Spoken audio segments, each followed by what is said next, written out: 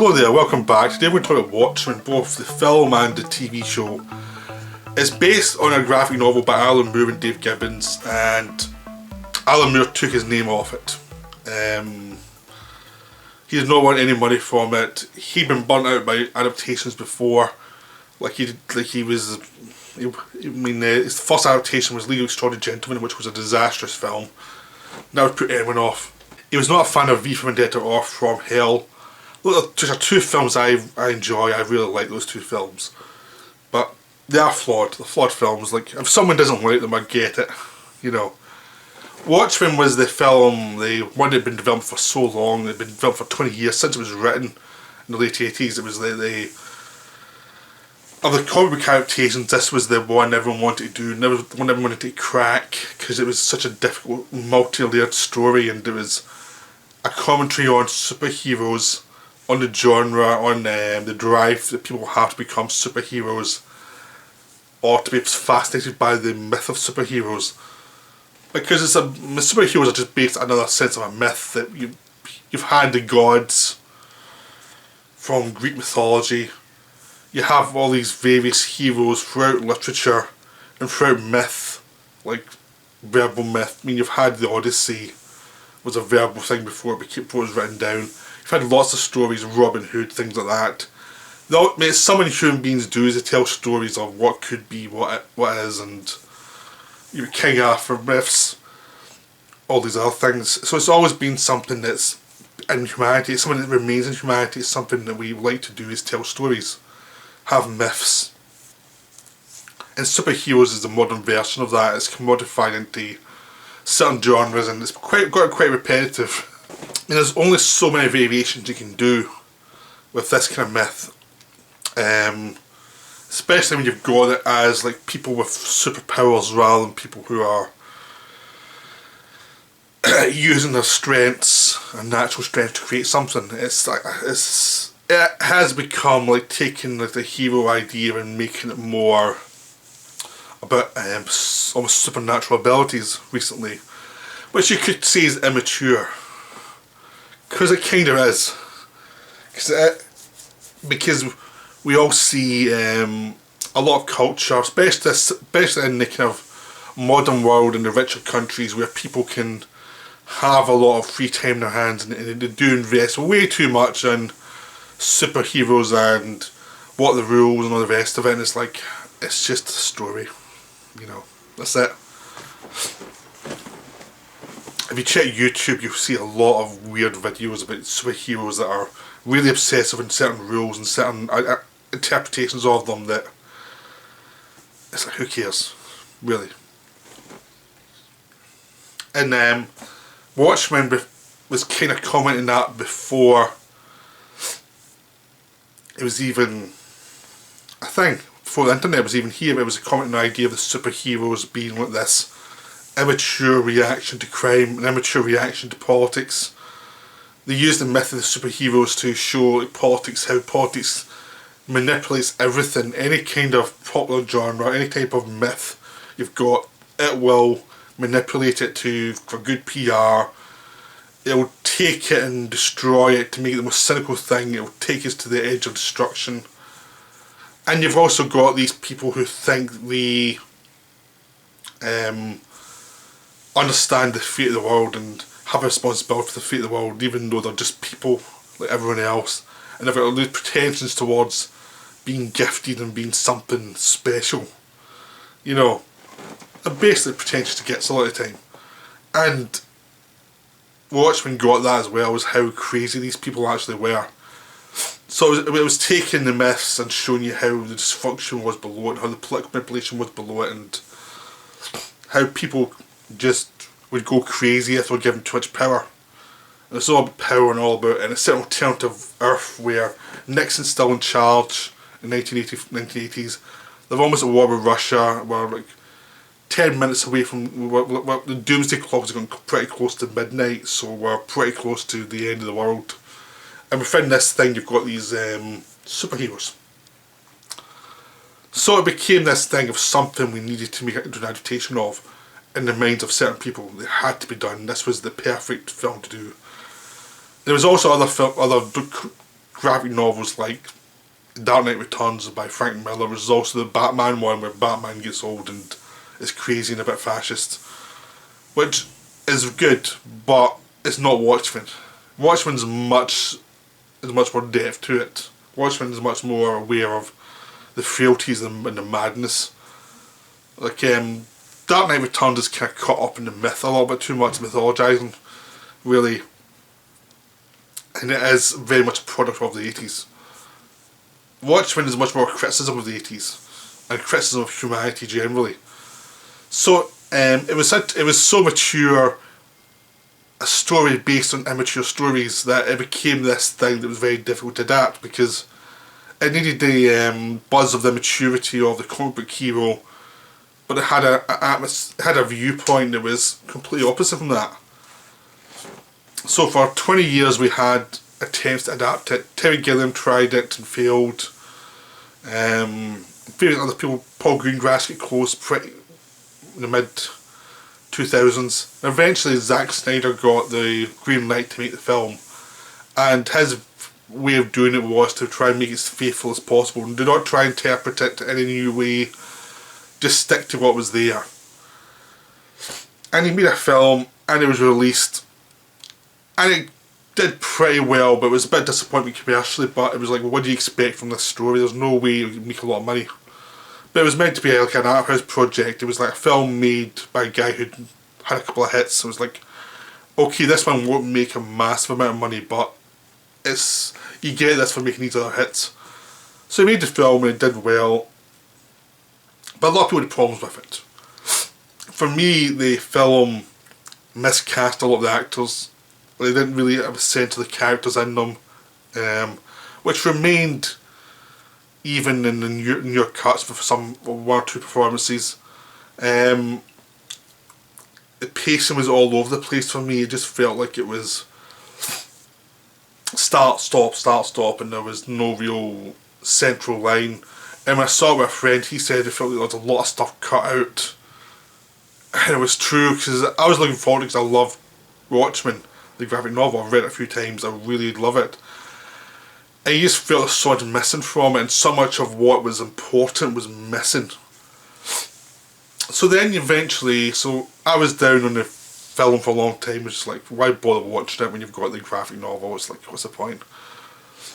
Then he did a director's cut, which was a bit better. They put some more stuff back in, but they still had some of the problems. Some of the performances weren't quite right.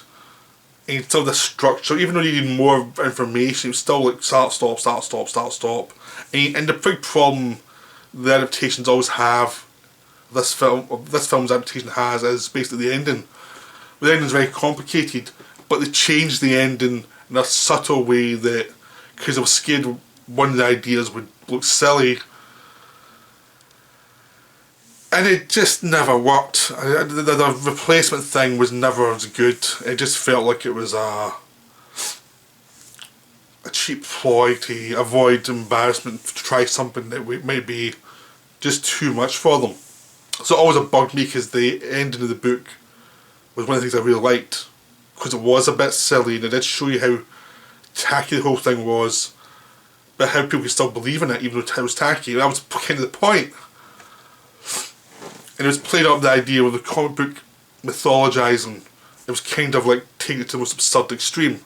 Well, playing around with ideas like how do you avoid humanity into a circle of violence against each other and constantly being paranoid about each other, and how do you solve it, because it always happens generation after generation.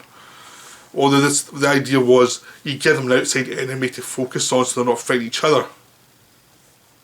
And Alan Moore did that by giving them a giant squid that attacks New York. And it's really funny but really dark at the same time, because he's showing you up how tacky it is by having a giant squid. But it is also something that kills millions of people. So it was a really interesting take on it. And in the film they made Dr. Manhattan, who was the big blue guy who had all this power, doing it, even though he was set up. He wasn't actually doing it himself, he was set up to look as if he's doing it. And it didn't quite work. It just never... It wasn't a successful thing for me. It just felt like it was kind of tacky. So that was made. They did the director's cut. It didn't solve all the problems for me. I still looked at the director's cut as it's better than what it was, but I'm still not going to be watching it anytime soon again, because it's like the one performance is still wrong. It's still weird. It's a bit better, but it's not quite there. Eventually did the ultimate cut, which was where they put they broke up the story with these animated excerpts from something that was in the graphic novel, which is this other story that someone was reading in the story. That was a story of a guy trying to get home from a ship that crashed. And it was a horror story. Now it didn't seem tangent. It seemed kind of weird within the story. It never had any plot points, but it was really important to the story, the feel of the story, the sense of the story. And it also broke up the story, because the story actually isn't one story. It's a bunch of short stories connected. And one of the reasons why the film kind of always kind of failed for me was the fact that it was trying to make a straight narrative out of something that wasn't a straight narrative. It was always a set of short stories that connected together in weird ways that would create this myth of the Watchmen, and it was like telling you need to look at everything from different angles, and you can't just have one interpretation, one narrative that explained everything. And the film always seemed to go against that by having this central narrative that kind of always felt not right. So to put this in, it actually made it a lot better, even though it wasn't much change putting this into what it was the director's cut, but it broke up the director's cut a bit more, and it made the logic of the Alan Moore story work a lot better, because you suddenly saw people in the context of where they should be rather than where a normal narrative would place them, and it makes the performances work better, and it makes everything else work better. It just is a more satisfying experience, and it takes away from some of the problems of the film. Like, Zack Snyder loves slow motion action, and it's very kind of weird and odd, and it's not that exciting.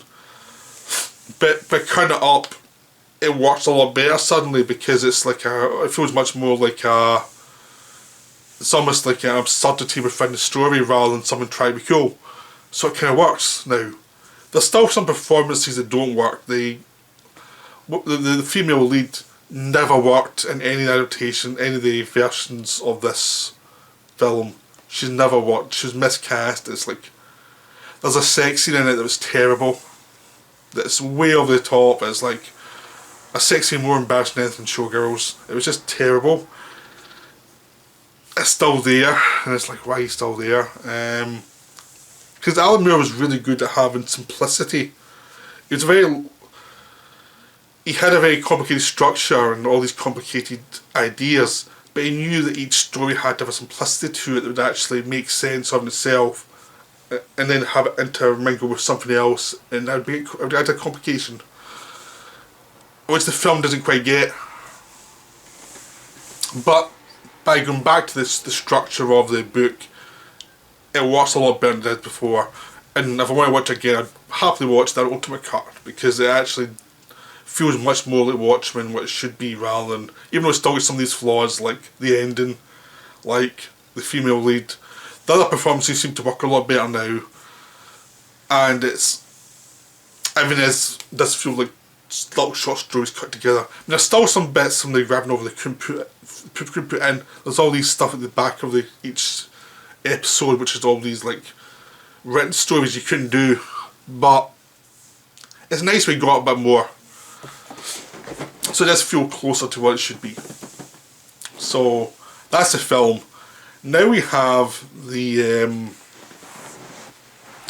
TV show. TV show was released this year, and it did very well. Some people complained because they thought it was too PC or too woke or something, which was kind of weird because it wasn't. I mean, within society at the moment, there's this thing where either someone's woke or anti-woke. You know, it's like both are ridiculous. The woke thing's ridiculous because it's trying to codify everything in a way that's about oppression and a bunch of stuff that exists but does not exist in a vacuum. It's complicated, it's done with humans, and when you ever talk to anyone, you ever see something that's a bit too woke, it seems so simplistic that it's like, oh, please don't do that, that's just ridiculous. The anti-woke find fault in everything that's critical of culture as if it's woke and it's trying to tear culture down, which isn't the case either, because a lot of art's about criticising culture and be complicated, and I think the anti-woke brigade try and simplify everything that's been done by entertainment to mean only one thing when it doesn't. But the woke stuff kind of also simplifies things like this is oppressive, this is a microaggression. It's like, no, it's complicated than that. Hopefully we'll get rid of both of these in time and we don't have to deal with this nonsense anymore, because both sides are bloody annoying. But Watchmen is about like racism. It's like takes the idea of, it's set like 30 years after the story, and it's a follow-up to the novel, graphic novel, not the film. Like in this world, the giant squid appeared, not Dr. Manhattan. That they just ignore that the film's ending. Laurie, who was the miscast character in the original, is now played by Jean Smart. She's someone in her 60s, and she's FBI agent who's hunting down all these superheroes who are breaking the law, and she hates superheroes now. She just thinks they're all self-important lunatics. And it deals with like the rise in white supremacy in the South, and dealing with the Tulsa situation, where Tulsa was this town that was a black run town that was very successful, that the white supremacists in the 1920s burnt down and killed everybody. So that's the kind of, that's where it takes place, and that's kind of the whole thing's haunted by this event of the fear of white supremacy coming back. Now in real life, white supremacy is not that big a deal. It's really a bunch of loonies who are a minority. Most of the people don't care about your skin colour. They really don't. But it's still a fear. I mean, that's why there's such Black Lives Matter thing is such a big thing. I think there's a much bigger fear of it that actually is there in reality, which is why I'm hoping we kind of become less simplistic. But this TV show actually accepts that. It's like, yeah, all of this stuff, a lot of it is going to be manipulated by people in power to get their own way, you know, and they may have taints of something that's dodgy. Like there's one character who's a senator who turns out to be a bit villainous, and in some ways he's a kind of white supremacist, but he understands that his side has moved on and no one cares about them anymore, and he's trying to use superheroes to get his own way again, and he's looked upon as rather pathetic by the end of it, you know. And it's just this thing is like, yeah, this thing's moved on, we have to try and move to something else.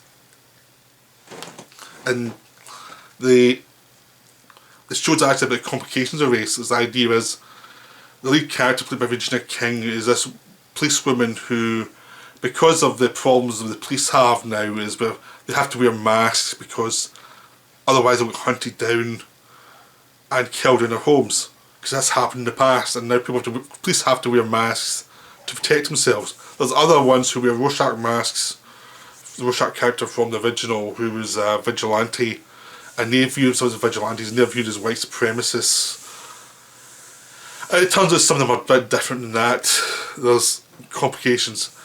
And the idea of wearing masks and how it kind of creates a protection for you, but also makes you build up all your prejudices and craziness within your head. Like costumes create craziness because you're creating a simplified figure that's not reality, that doesn't take into account all the complications of reality. You're actually creating an image for yourself that's not real, and you're presenting a case that's biased, and you can't really get behind the idea of what the actual truth of a situation is, what the actual horrible complicated truth is, because we all like have our own boxes, we all like to have our own realities, our own way the world works, rather than admitting that it's really complicated, and you know, some people you're scared of is actually just incompetent, and some people we trust may be kind of dodgy. And that's what this goes into, is the idea of like people you trust may not be the people you should be trusting, and people you're hating may be worse than you think, but also not as bad as you think, or more complicated. And it's all about images and the way people present themselves, and it becomes a complicated thing about race and the idea of how race has progressed through 100 years. Because it starts off with the black town being destroyed, and then 100 years later, our lead character is a black woman, middle-aged black woman, who is one of the top police in that area, trying to protect the area from these crazy white guys. And she's got like white and black people around her as cops who are all doing their jobs. So it's a much more complicated situation. And she's lived in Asia for a while, and it's a complicated situation. Everything's complicated, nothing's simplistic. But then she goes back and finds out more about her grandfather, who was a superhero in the 40s, dealing with the racist police in New York, and seeing how racist some of them were, and how racist the situation was, and how people who fought it get tainted by it, and how complicated the whole thing was, and how certain things are still viewed in a kind of certain things are still hidden. Like the idea of a black superhero vigilante was too much for people in the 40s, even though it was reality. So he had to wear this mask over his face, and that's what caused the masked Avengers type of characters in the first place, because it was all about race. So it's all the complications of race, and the way people are absurd and silly and stupid about it, and people cause all these like malicious and white supremacy about something that's nothing. It's just skin colour, really, and how people just project things onto it, onto an image that they don't understand because it's different from theirs. And so it's a complicated look at race. It's not just a simplistic thing. I mean, if you're watching it thinking that it's damning everybody, it's not. It's actually about how silly we can be, and how dumb we can be, and how crazy, and how some of this craziness can actually create organisations that are dangerous, that have to be stopped, but they have to be stopped lawfully, you know, and how all these ideas can go through generations, become insidious, and people in power have some of these weird ideas because they haven't been stopped, but it's just gone from generation to generation, you know, and it has never really been confronted, especially something in the South where it's not been confronted because there are institutions that keep it from being confronted. But things change around about it, and eventually it's going to have to be confronted because a lot of black people live there now, so you have to actually try and work on it. So it's about complications. It's about complications, and characters from the past come back, like Ozymandias, who's the one who caused the mass murder in the first place, played by Jeremy Irons. You have Laurie coming back in her APIs and try to work out what's going on in Tulsa, why people getting killed there, and why there's superhero elements to it. Even Dr. Manhattan, his problem as well. Like, he's distanced from the world, he's trying to figure the world out still. So all these things, it's a very wonderful show because it is complicated. There are things that are wrong with it though. I mean, it's not a perfect show. The Dr. Manhattan story works for 90% of the time, but there's a decision made late in the episode, the second last episode, and into the final episode, that doesn't make sense to the character as written by Alan Moore. And it doesn't work for me because either they had to extend it a bit more and explain it more. I don't think it ever works because I don't think it works for the character. So that's kind of a problem.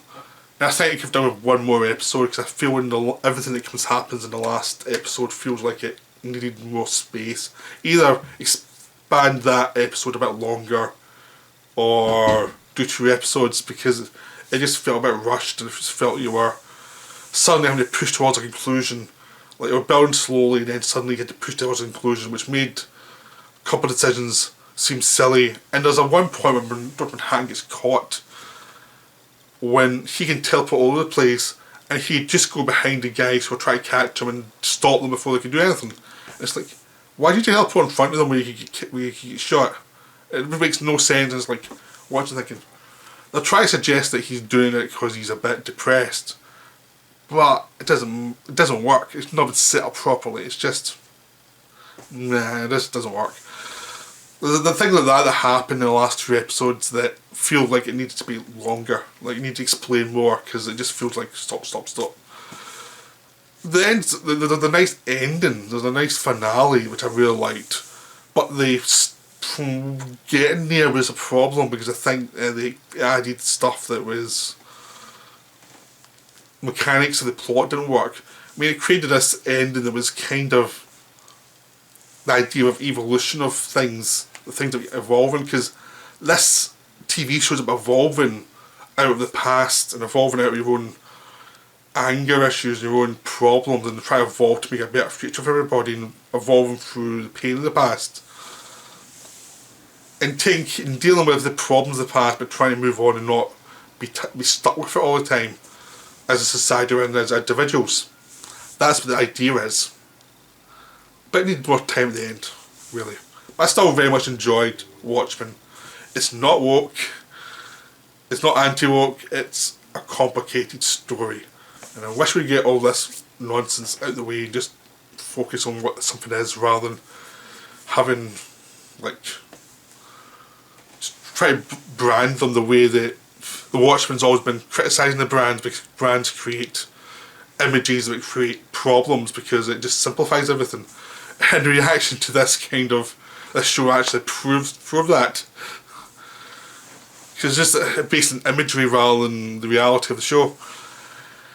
Anyway, I'll try not to avoid rambling anymore. I hope you enjoyed this. I'll be back soon with another video with the final one of the week. But that's this for now. I'll see you later. Right, bye for now.